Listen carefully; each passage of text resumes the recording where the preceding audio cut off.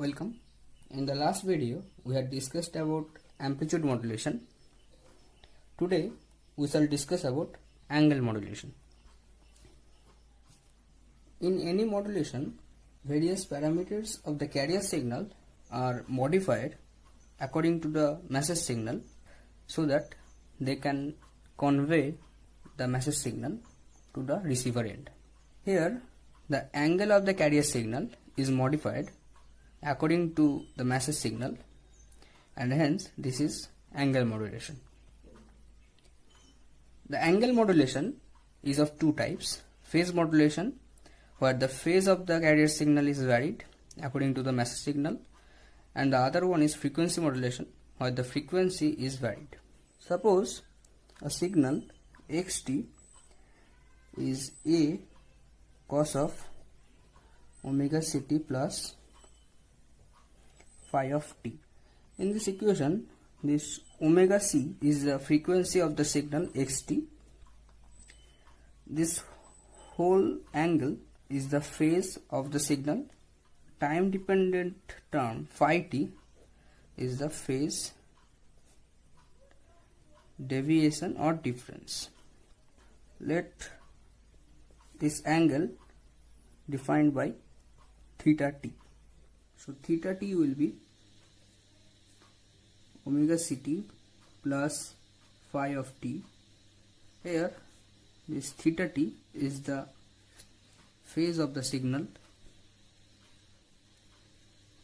and omega c is the frequency. Now to get the relation between frequency and phase, we consider the phase difference to be 0, and then differentiating this with respect to time, we will get d theta t upon dt is omega c. So this is the relation of frequency and phase. Here this d theta t upon dt is the phase deviation. From here we can write omega ci, that is frequency at any instance, is d theta it upon dt, which will be equals to omega c plus d phi t upon dt, where d phi t upon dt is the frequency deviation, since phi being phase deviation, because differentiation of phase is frequency, so differentiation of phase deviation we will get frequency deviation. Now let us see what is phase modulation. Suppose the message signal mt is am cos omega mt and the carrier signal is a cos of omega ct plus phi t. Now we know that in phase modulation, the phase of the carrier signal is modified with respect to message signal mt so that it can convey the message of the message signal.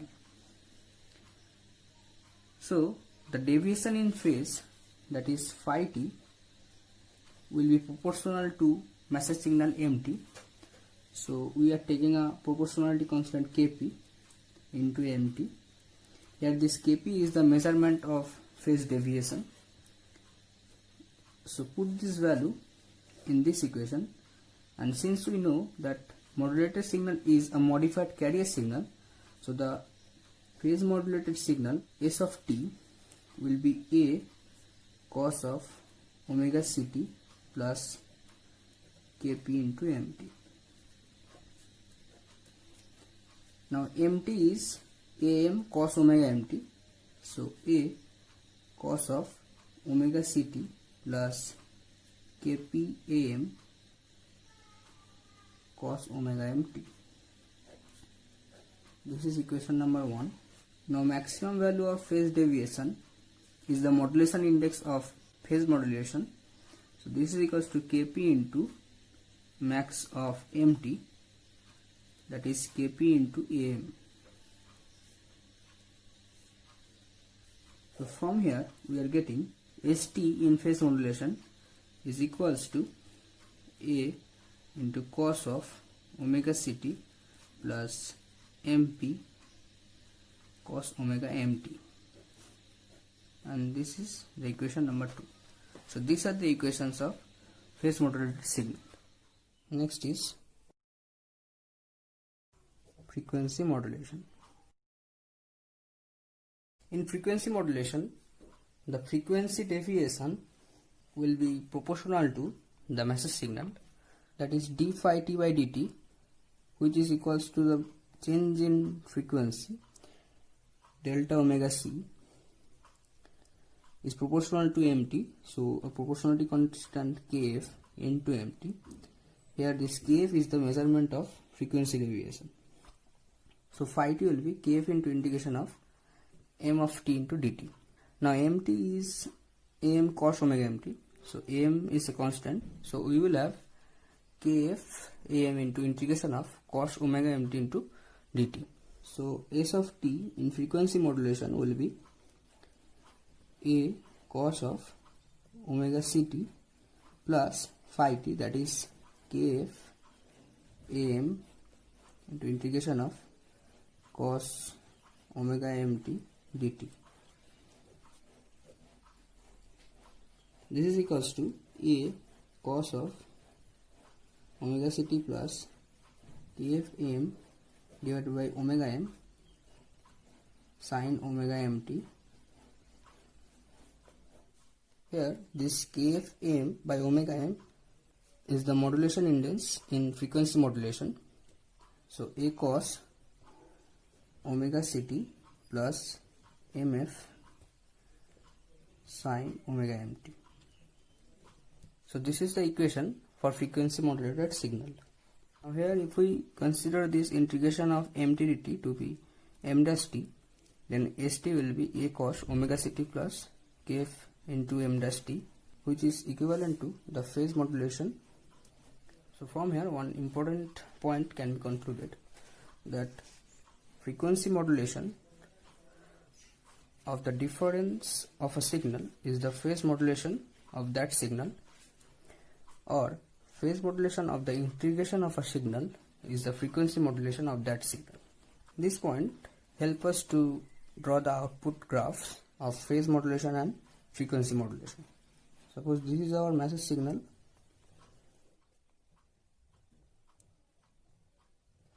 and this is our carrier signal.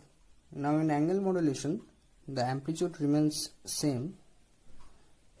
So the modulated signal in frequency modulation will have the same amplitude as that of in carrier signal, but the frequency will change. The frequency deviation is proportional to the mt. Here the value of mt is maximum, and here the value of mt is minimum. So at this point the frequency of the carrier signal will be highest, and at this point it will be lowest. So the output signal will be like this. At these 2 points compression has occurred, and here expansion has occurred. Here the time period has decreased, and here the time period of the signal has increased. Now to modulate the phase of this signal, we can use this point, that phase modulation of a signal is the frequency modulation of the difference of a signal. Now the difference of this mt will be a cosine signal. Now if we modulate the frequency of this signal, we will actually get the phase modulation of this signal. So the condension will occur here,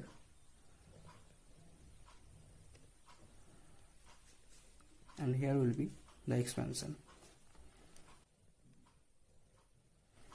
and again here will be compression.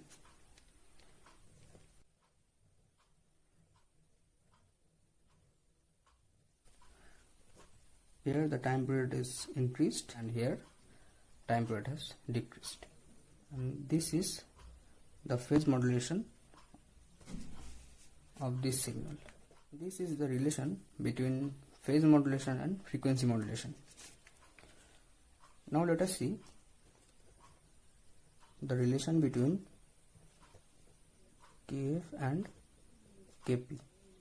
We know that phi t max is equals to Kp into Am.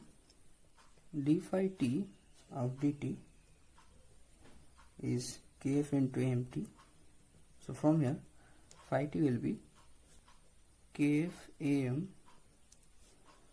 into integration of cos omega mt dt, that is Kf Am by omega m into sin omega mt, and the maximum value of phi will be Kf Am divided by omega m.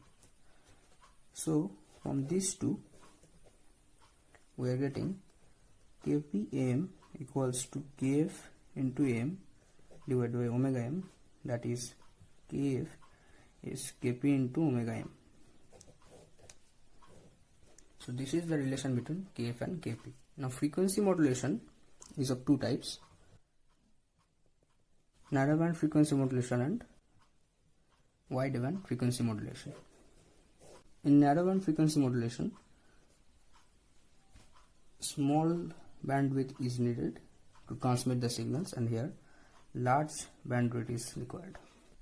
For narrowband frequency modulation, modulation index MF is less than 1, and here MF is greater than 1. The spectrum of the narrowband FM consists of the carrier signal and the sidebands, and here it consists of carrier signal and infinite number of sidebands. Narrowband frequency modulation is used in mobile communications like police wires, ambulances, taxi cabs, etc. And wideband frequency modulation is used in entertainment broadcasting like television, FM radio, cellular radio, etc. So these are the uses of frequency modulation, and phase modulation is used in mobile communication system.